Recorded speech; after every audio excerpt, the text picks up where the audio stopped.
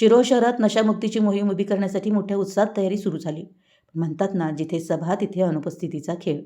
अगदी तसंच काहीसं चित्र या बैठकीत पाहायला मिळालं. शहरात वाढत्या नशेच्या विळख्यात अडकलेल्या तरुणाईला वाचवण्यासाठी नगरसेवक तथा स्वाभिमानी शेतकरी संघटनेचे कोल्हापूर जिल्हाध्यक्ष सचिन शिंदे यांनी पुढाकार घेतला. शिरोळ नशामुक्त करायचंच असा निर्धार त्यांनी केला आणि 14 एप्रिल रोजी शिरोळ नगर परिषदेत एक भव्य बैठक बोलावली. पण गंमत अशी की बैठक भव्य होती, उपस्थिती मात्र मर्यादित. लोकप्रतिनिधी, पत्रकार, पोलीस प्रशासन यांना निमंत्रण दिलं होतं, पण बहुतेकांनी नशामुक्तीला शुभेच्छा, आम्ही पुढच्या वेळी असं म्हणत अनुपस्थितीची नशा घेतली असावी. बैठकीत काय तर 2 पोलीस अधिकारी आणि 2 कायमचे पत्रकार, जे बहुतेक ड्युटीवरच असतात. काही नगरसेवक आणि समाजकार्य करणारे काही मोजके लोक उपस्थित होते.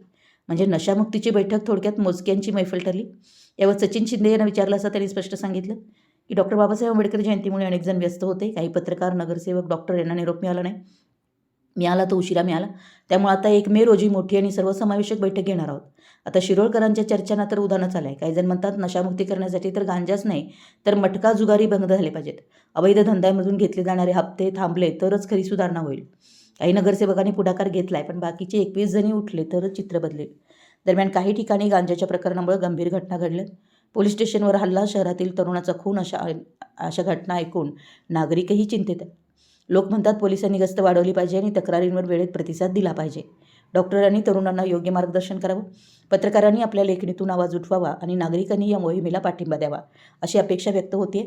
एकंदरीत काय तर नशामुक्तीची मोहीम जोरात सुरू झाली आहे, पण अजून सर्वांनी मिळून ती पुढे नेण्याची गरज आहे.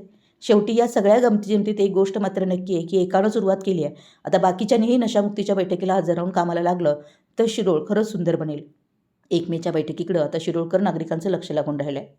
मराठी एस न्यूजसाठी शिरोळहून दिलीप कोळी.